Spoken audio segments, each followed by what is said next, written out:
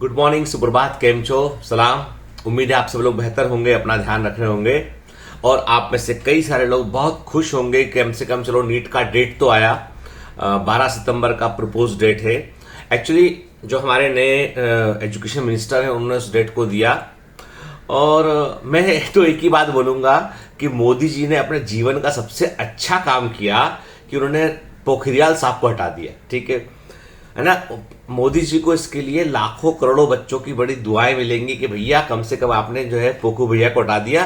वो कुछ भी अंड वंड बोलते थे, कब आके क्या बोलना, मतलब इतना परेशान कर रखा था, ना कोई पॉलिसी ना कोई प्रॉपर प्लान।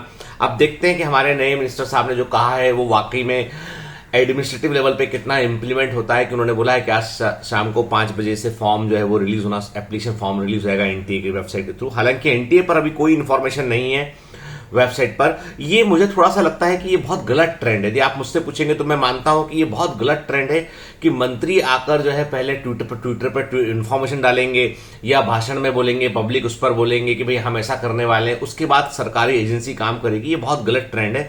मेरा मानना है कि ये सब चीजें एनटीए को करना चाहिए। एनटीए को खुद ही जो है अखबारों को जो है अपना प्रेस विज्ञप्ति देना चाहिए, उनको न्यूज़पेपर को बताना चाहिए, उनको उनकी तरफ से जो है वो उनके वेबसाइट पर डिक्लेरेशन आना चाहिए। क्योंकि समहाउ ऐसा लगता है कि ये तो पब्लिक इंटरेस्ट में ना, मतलब ये मंत्री जी रहेंगे ना रहेंगे तो भी नीट होगा। ठीक है, गवर्नमेंट ये रहेगी नहीं रहेगी तो भी नीट होगा।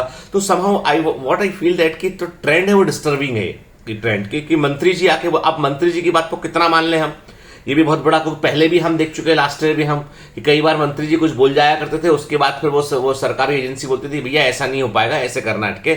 तो हालांकि मोदी जी ने पोखरियाल साहब को बोल दिया है कि बेटा तुमसे ना हो पाएगा, तो उनको अलग कर दिया। ठीक है, तो कहने का मतलब ये है कि अभी देखते हैं हम कि मैं जो है वो चाहता हूं कि एग्जाम नीट का हो एज सुन एज पॉसिबल। लेकिन सबसे बड़ी बात यह है कि हमको 2-3 बातें सोचनी पड़ेंगी। महाराष्ट्र के अंदर जो है केसेस कोविड के फिर से बढ़ने लगे। ठीक है, थर्ड वेव जो है वो इंटर कर चुकी है ऐसा सुनने में आ रहा है। और जो है जो मेडिकल फैसिलिटीज है उसको लेकर सरकार बहुत गंभीर है। महाराष्ट्र के अंदर गवर्नमेंट बहुत गंभीर है। मैंने गौर किया है कि गवर्नेंस जो है बहुत ही डिटरमाइंड वे पे यदि कहीं हो रहा है तो, मतलब मैं बाकी जगह के बारे में उतना जानता नहीं हूं, पर मैं महसूस करता हूं कि Maharashtra government is doing well. वो डेटा कभी छुपाया नहीं उन्होंने, कौन बीमार है, कितने डेथ हुआ, कोई डेटा मैनिपुलेट नहीं किया उन्होंने कि डेटा कम करके उन्होंने जो है वो केस कम कर दिए, ऐसा नहीं किया उन्होंने। इनका कहना है कि भाई रियलिटी मालूम होगी तो ही हम इलाज कर पाएंगे, लोगों को समझा पाएंगे हम। ठीक है, तो खैर, तो अब मेरा मानना यह है कि अब 8 वीक के बाद जो डेट उन्होंने दिया है वो डेट कहीं ऐसा ना हो कि कोरोना का कोई जो है वो कोविड का फिर से एक थोड़ा सा जो ग्राफ ऊपर बढ़ना शुरू हो तो फिर उससे वो अफेक्ट हो के। हालांकि उन्होंने बोला है कि कोविड प्रोटोकॉल का पूरा ध्यान रखेंगे, पर मैं तब भी आपसे बोलूंगा कि गवर्नमेंट लास्ट मिनट पे कुछ भी डिसाइड कर सकती है। आप सबको पुराना अनुभव है, इसको हम लोग बहुत दिनों से देखते आ रहे हैं कि गवर्नमेंट में decide any policy at any time. ठीक है, और आपको उसको मानना पड़ेगा। तो अब आपको सबको इस बात का ध्यान रखना है कि आपको वैक्सीन का नंबर मिलता है, वैक्सीन लगवा लीजिए। That may be possible. देखो, मेरे को कुछ नहीं मालूम इस बारे में, पर मैं कहता हूं जो इनका नेचर ऑफ वर्किंग स्टाइल देखने के बाद मैं कहता हूं कि यदि कोविड के केसेस तब बढ़ना शुरू हुए तो ये क्या मांगेंगे, ये आपसे 2 चीजें मांगेंगे। फिर आपसे ध्यान से मेरी बात सुनिए करके 2 चीजें आपको जो है वो लेकर जाना पड़ सकता है आपके एग्जामिनेशन सेंटर पर। नंबर 1, आपका वैक्सीनेशन सर्टिफिकेट या फिर नेगेटिव आरटीपीसीआर रिपोर्ट। समझ रहे हैं बात को आपके? जैसे अभी हम ट्रेवल करते हैं, जैसे मैं अभी भोपाल गया था, तो मुंबई से मैं भोपाल गया, तो मुझे मुंबई से भोपाल जब से मैं लैंड किया तो भोपाल के एयरपोर्ट पर जैसे हम इंटर करते हैं अंदर, तो मेरे को उन्होंने, मेरी पूरी फैमिली मेरे साथ थी, वाइफ भी थी, बच्चे थे, सबका उन्होंने आरटीपीसीआर रिपोर्ट मांगा। उन्होंने नेगेटिव आरटीपीसीआर रिपोर्ट मांगा चाहिए, पॉजिटिव तो क्वारंटाइन भेज देंगे आपको। तो नेगेटिव रिपोर्ट था, अंदर इंटर कर गया। जब बॉम्बे लौट रहे थे तो फिर वही लगा हमको कि आरटीपीसीआर रिपोर्ट चाहिए हमको, फिर बनवाया हम लोगों ने, फिर हमने जो है उसको जांच करवाई अपनी। तो मतलब ये है कि इस समय जो है ट्रेवल करने पर भी आरटीपीसीआर रिपोर्ट लग रहा है, जबकि एयरक्राफ्ट के अंदर बहुत ध्यान रखा जाता है। मतलब सब लोग मास्क लगाए होते हैं, सारे लोग शील्ड लगाए होते हैं, एंट्री नहीं है उसके बगैर के। तो एयरपोर्ट पर सब जगह पर बहुत ही हाई, जरा भी आपने शील्ड उतारा, मास्क कम किया तो वो एयर होस्टेस आके बोल देती है कि सर पहनिए इसको। ठीक है, तो और लोग बाग एक दूसरे को भी टोक रहे होते हैं। तो पढ़े लिखे समझदार लोग बहुत सारे ट्रेवल कर रहे होते हैं, है ना। मतलब कहने का मतलब ये कि जब ट्रेवल पर ये चीजें हैं तो जब एग्जामिनेशन हॉल में आप इतने सारे बच्चों को एक साथ मैनेज करोगे, बिठाओगे, तो आपको बहुत ध्यान रखना पड़ेगा प्रोटोकॉल का, क्योंकि जब पिछली बार जब एग्जाम हुआ तब वेब पूरा उतर चुका था। अभी क्या हो रहा है, अभी पॉपुलेशन जो है वो जो web second web third web के आने के बीच में ज्यादा लंबा गैप होता नहीं एक्चुअली, ठीक है, जो पिछले रिकॉर्ड कहते हैं। तो मेरा मानना यह है कि हमको दो बातों के लिए तैयार रहना है। नंबर एक, यदि एग्जाम 12 सितंबर को फाइनली होता ही है तो हमको ध्यान रखना है कि यदि हमने वैक्सीन लगवा लिया है तो वैक्सीन का हमारे पास सर्टिफिकेशन होना चाहिए, ठीक है। दूसरा, वी शुड हैव प्रोविजन कि यदि हमको नेगेटिव आरटीपीसीआर कराना पड़े तो हम कहां से करा लेंगे, नेगेटिव आरटीपीसीआर रिपोर्ट हमारे पास में होना चाहिए, ठीक है। तो ये दो बात चीजें ऐसी जो मुझे लगता है कि यदि मान लो सरकार ने बिल्कुल डिसाइड कर लिया है कि भाई एग्जाम करना, वो करना ही पड़ेगा। एक्चुअली बच्चों को आप लंबे समय तक लटका कर नहीं रख सकते हैं, क्योंकि उससे साइकोलॉजिकल बड़ा असर पड़ता है, मतलब मनोवैज्ञानिक तौर पर बड़ा गहरा असर पड़ता है। मैं महसूस कर सकता हूं कि बच्चे जिस दबाव में रह रहे हैं ना, ये बहुत बड़ा प्रेशर होता है कि हर दिन जो उन्हें दबाव में रखता है, और वो पूरा कोर्स करने के बाद, पूरा पढ़ने के बाद भूलना भी शुरू कर जाते हैं। अरे देखो, आप लोग यदि मैं आपसे बोलूं तो आप सभी लोग जो यूथ है वो मतलब बहुत हाई प्रेशर में है, वो उसको समझ नहीं आता, मतलब अभी उसको लगता है कि कैसे हम कुछ हासिल कर लें। तो उस चीज के लिए जो है ना, कई बार कहता बहुत स्ट्रेस फील होता है। मैंने कई बच्चे देखे जो बहुत अच्छा परफॉर्म कर रहे थे, लेकिन एग्जाम के ठीक पहले पहले जो है परफॉर्मेंस ड्रॉप होने लगा उनका। कुछ बच्चे ऐसे जिनका परफॉर्मेंस बढ़ ही नहीं रहा आगे उनका, और वो ब्लॉक हो गया, मेंटल ब्लॉक आ गया है। तो उससे बाहर निकलना बहुत जरूरी होता है। तो खैर, हम डिस्कस करेंगे इसको। आज शाम को जो है वो 6 PM पे मैं लाइव आऊंगा अपने बायोमेंटर्स क्लासेस ऑनलाइन के चैनल पर, जहां पर मैं आपको जो है वो 50 डेज प्लान, मैं कोई इम्प्रैक्टिकल प्लान पर बात नहीं करूंगा, ठीक है। मैं बिल्कुल ये नहीं बोलूंगा कि 50 दिन में तुम्हारे 700 नंबर आएंगे, ये ऐसा होगा, मैं चमत्कार कर दूंगा, मैं कोई फालतू बात नहीं करूंगा। मैं वही प्रैक्टिकल बात करूंगा कि अगले 50 दिन हमको, क्योंकि हमारा टाइटन क्रैश कोर्स इस वीक खत्म हो जाएगा, ठीक है, बायोलॉजी का भी इस वीकेंड पे खत्म हो जाएगा, ठीक है। उसके बाद अब जो है हम कैसे करेंगे, तो अब हम क्या करेंगे, हमारा जो रणनीति होगा, प्लान होगा, वो एमसीक्यू बेस्ड होगा हमारा, ठीक है। हम उसमें क्या करेंगे, हम पॉसिबल एमसीक्यूज को डिस्कस करते हुए चलेंगे, क्या क्या क्या क्या एग्जाम में आ सकते हैं, किन किन एमसीक्यू के थ्रू क्या क्या थ्योरी हमको पता होना चाहिए, उसको अकॉर्डिंग हम उल्टा चलेंगे इस बार, ठीक है। तो हमारा पर्पज ये कि हमको 50 दिन किसी तरीके से पढ़ते पढ़ते गुजारने हैं। 50-60 दिन, हमको 60 इसलिए नहीं बोला मैंने क्योंकि भाई आपका कभी छुट्टी होता है, कभी एक आध दिन जो है आपका मूड ठीक नहीं होता है। और दूसरा ये होता है कि एग्जाम के ठीक पहले जो है, मैं इतना मानता हूं, एग्जाम के ठीक पहले कोई नया प्लान के 7 दिन में नीट कैसे निकाले, वो सब बकवास होता है। मेरा मानना है कि एग्जाम के ठीक पहले आपको कंटेंटेड और काम माइंड से रहना चाहिए आपको, ठीक है। तो कहने का मतलब ये कि हम उस प्लान पर भी बात करेंगे। अभी आपको इस बात के लिए तैयार रहना है कि देखो बेटा, है ना, ये हमारे जो नए एजुकेशन मिनिस्टर उनके सामने ये पहला बड़ा टास्क आया है कि भैया नीट का एग्जाम टाइम पे कंडक्ट कराना, ठीक है। अब सिचुएशन क्या होती है, कैसे होती है, क्योंकि हम कोई नहीं जानता इस बारे में कि कोविड का सिचुएशन कैसा बनेगा, ठीक है, कोई नहीं जानता। जिस प्रकार से लोग लापरवाही कर रहे हैं वे बिल्कुल लाकर मानेंगे वो, ठीक है। उनको बड़ा मजा आ रहा है उनको कि भाई लहरों पे सफर करने में बहुत मजा आ रहा है उनको, बिल्कुल मानने तैयार नहीं है, मास्क लगाने तैयार नहीं है, ठीक है। टोको तो लड़ने भी तैयार हो गए अब तो लोग लड़ने भी लगे टोकने पर। टूरिस्ट प्लेस पर जाना उनको सबको अभी यदि मनाली अभी नहीं गए ना तो भैया पता नहीं मनाली में क्या हो जाएगा, कि यदि घूमने आज बाहर नहीं गए, लोनावाला भरा पड़ा है, मतलब लोनावाला में जगह नहीं भैया, इतना भरा पड़ा है, ठीक है। कहने का मतलब ये कि सारे लोगों को अभी घूमना है और कोविड को दिखाना है, ऐसे ऐसे करना कोविड को कि भैया कोविड देखो हम कितने जिंदा दिल है। कोविड सोचता होगा कितने मूर्ख हो तुम लोग, सोचते ही नहीं हो मैं वायरस हूं भाई, तो मुझे क्या चिढ़ा लोगे तो।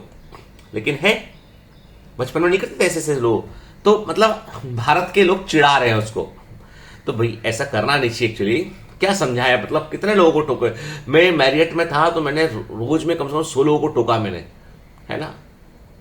और मैं टोका उनको थोड़ा अब चूंकि मैं थोड़ा सा अधिक उम्र का भी हूं, ठीक है, बच्चा नहीं है तो मेरी बात वो सुन भी लेते। तो मैं उनसे बोला, मैंने कहा एक आध दो लोग लिफ्ट में दिखे बगैर मास्क के, तो मैंने कहा आप लोग कहाँ जा रहे हैं, मैरिज शादी में।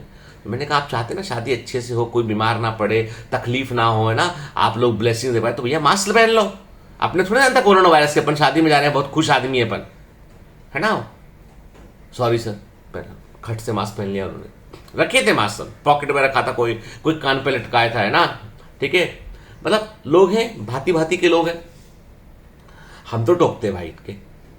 भारती बोलती क्यों लड़ने फिरते रहते हो। अरे मैंने कहा लड़ने वाली बात क्या है, उसी के लिए बोल रहा हूँ। यही तो मूर्ख आदमी जो पूरे देश में फैला के बैठा है। आज हमारा पूरा कंट्री जो है वो सफर कर रहा है जस्ट बिकॉज ऑफ की इस तरह के मूर्खों के कारण। बात इतनी सी है कि थोड़ा बहुत तो समझ, एक सामान्य समझ। अब मैं सोचता हूं कई बार कि यदि इस लेवल का आईक्यू हमारे देश के अंदर है तो मतलब क्या है। तो यदि हम ग्रो नहीं कर रहे हैं बहुत अधिक तो कोई आश्चर्य की बात नहीं है, वो तो स्वाभाविक बात है कि ऐसे लोग रहेंगे तो कैसे काम चलेगा। थोड़ा तो सेंस ऑफ अवेयरनेस होना चाहिए कि भाई कि हम क्या है, इतना सुन लिए, इतना डेथ सुन लिए, कितने लोग मर गए, ये हो गया, उसके बावजूद समझने तैयार नहीं है, कौन समझाया। खैर, तो मतलब अब अगले 50 दिन बहुत सब्र के साथ, अब सबसे बड़ी बात जो कोई नहीं बोलेगा मैं बोलूंगा आपसे, अगले 50 दिन आपको अपनी सेहत का ज्यादा ध्यान रखना है आपको, ठीक है। अगले कुछ दिन आपको जो है वो ये जो अननेसेसरी का एक्सपोजर है, बाहर घूमना है, बगैर मास्क के घूमना है, फालतू के लोग, बहुत सारे बगैर मास्क वाले लोगों से मिलना है। आप तो मास्क लगाते हैं लेकिन दूसरा बगैर मास्क वाला आपके घर में आके बैठ गया, ठीक है। तो आपको इन चीजों का ध्यान, यानी 50 दिन अगले आपको अलूफ हो जाना है एकदम, ठीक। सिर्फ मैं हूं और मेरी तन्हाई है और पढ़ाई है। क्या हूं मैं? हूं,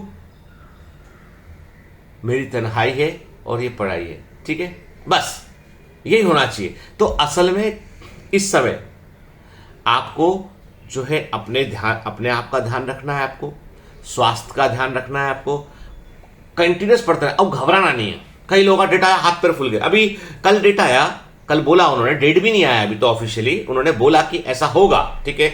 उसके बाद ही नीट नहीं होगा, नीट नहीं करना, वो एक आंदोलन कर, एक कुछ लोग होते हैं, भीड़ होती है जो तैयार बैठा हुआ था कि कोई कुछ सरकार बोलेगी तो अपन जाएंगे आंदोलन करने के लिए। तो ये जो आंदोलनकारी होते हैं ना, जो जितने लोग की नीट आ गए, अरे तुम क्या चाहते, तुम अनंत काल इन्फिनिटी लगा दे नीट के आगे कि अनंत काल 2021 का नीट जो है वो होगा 2030 में, ऐसा कर दें? क्या कर दे बताओ। मतलब नई तैयारी है तो भाई पढ़ाई कर लो, है ना। दूसरे जो बच्चे साल भर से पढ़ रहे हैं उन्हें काय छेड़ करना उनकी, ठीक है ना। तो वो बोलेंगे कि सर हम तो अब आपको ट्रोल करेंगे क्योंकि आपने क्यों बोला हमारे बारे में ऐसा, हम तो चाह रहे थे कि और आगे बढ़े और आगे बढ़े। अगर जो है वो सितंबर, अक्टूबर, नवंबर, दिसंबर, जनवरी, फरवरी, मार्च और कुल मिला के वो और आगे। तो ऐसा नहीं होता दोस्त, है ना। कभी ना कभी कोई डेट आती, तारीख आती है तो तारीख पर जाना पड़ता है। तो इसीलिए जो है इस तरह की एक्टिविटी की बजाय पढ़ने पर फोकस कर। फिर अभी क्या एक नया ट्रेंड आएगा, और भैया भर भर के प्लानिंग स्ट्रेटेजी मैं भी बात करने वाला हूं आज, लेकिन मैं बिल्कुल प्रैक्टिकल बात करूंगा, ठीक है।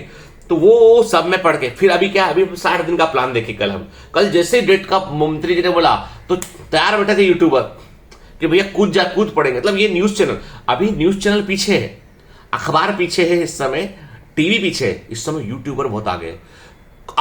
आधी खबर सुनते ही कूद पड़ते हैं लाइव। नीट का डेट आ गया है, अब 60 दिन का प्लान, अभी 60 दिन का बता रहे हैं, थोड़े दिन बाद देखते जाइएगा 45 दिन का प्लान बनेगा, फिर 30 दिन का प्लान बनेगा, फिर 20 दिन का प्लान बनेगा, 15 दिन का प्लान बनेगा, 5 दिन का प्लान बनेगा और 7 डे का प्लान बनेगा, ठीक है। अब तुम जो प्लान ही प्लान देखने वाले लोग हैं ना, वो प्लान ही प्लान देखते रह जाएंगे, ठीक है। और जिंदगी अपना कुछ और प्लान बना चुकी होगी कि तू तो भैया प्लान बना था, तू एक काम कर, किसी की शादी वादी वेडिंग प्लानिंग का काम कर, तू कहां लगा हुआ है, ठीक है। तो प्लान स्ट्रेटेजी जो है वो काम नहीं करती, पढ़ना काम करता है। इसलिए सब छोड़ के पढ़ने पे लग जाइए, ठीक है। कड़वी बात, खरी बात, इसलिए लोग ना वीडियो शेयर करते ना लाइक करते, क्योंकि सच बोल देता हूं। सच बोलना जो है ना बहुत ही अपराध जैसा होता है। लोग कहते सर आप बहुत अधिक स्ट्रेटेजी नहीं बताते, आप बहुत बार लाइव नहीं थे। अरे क्या करेंगे, तुम पढ़ाई करो ना अपनी, तब तो तुम सिलेक्ट हो गए यार। रोज लाइव आके 1 घंटा डांस कर लो तो उसका क्या फायदा, बताओ मेरे को। भाई हम तो एज ए पेरेंट सोचते हैं ना, हमको यूट्यूबर के रूप में थोड़ा सोचते हैं, हम तो एज ए पेरेंट सोचते हैं कि तुम नहीं पढ़ोगे, नहीं तो तुम निकलोगे कैसे, पढ़ो भाई। इसलिए ठीक है, इसीलिए हम आज जो बात करेंगे कि हम अगले 50 दिन कैसे पढ़ाई करेंगे, हम उस पर बात करेंगे, ठीक है। हम इस पर बात बिल्कुल नहीं करेंगे कि साहब की कोई चमत्कार कर दूंगा मैं, कि मैं परी हूं मैं, ठीक। तो भैया ऐसा भी नहीं, परी या परा नहीं हूं मैं कि मैं कोई चमत्कार कर दूंगा। अरे एक साधारण सा व्यक्ति हूं जो आपके साथ मिलकर मेहनत कर रहा है, पढ़ाने की कोशिश कर रहा है, बाकी इसके अलावा कुछ नहीं है। बाकी इसके अलावा जो है वो सिर्फ आपके अंदर है। This is all inside you, ठीक है। सक्सेस है तुम्हारे अंदर है, असफलता है वो भी तुम्हारे अंदर है। दुनिया तुमको बुरी लगती है तो वो भावना भी तुम्हारे अंदर है। दुनिया तुमको अच्छी लगती है, वो भावना भी तुम्हारे अंदर है। दुनिया जैसी थी वैसी ही है वो आज भी वैसी थी, सदियों पहले भी वैसी थी, कुछ नहीं बदला है। हमारा सोचने का तरीका, नजरिया है। मैंने कहा ना, एक बार मैंने किसी अपने मॉर्निंग मोटिवेशन में कहा था कि नजर का अपना एरिया होता है। हमारी नजर से क्या एरिया में क्या देख रहे हैं हम, उसी को हम नजरिया बोलते हैं। हमने इसको तोड़ दिया दोस्तों समझ के।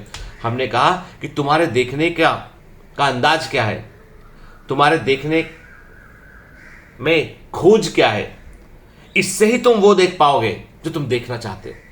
तुम्हारे देखने का जो है स्पेक्ट्रम जो है वो डिसाइड करता है कि तुमको क्या मिलेगा।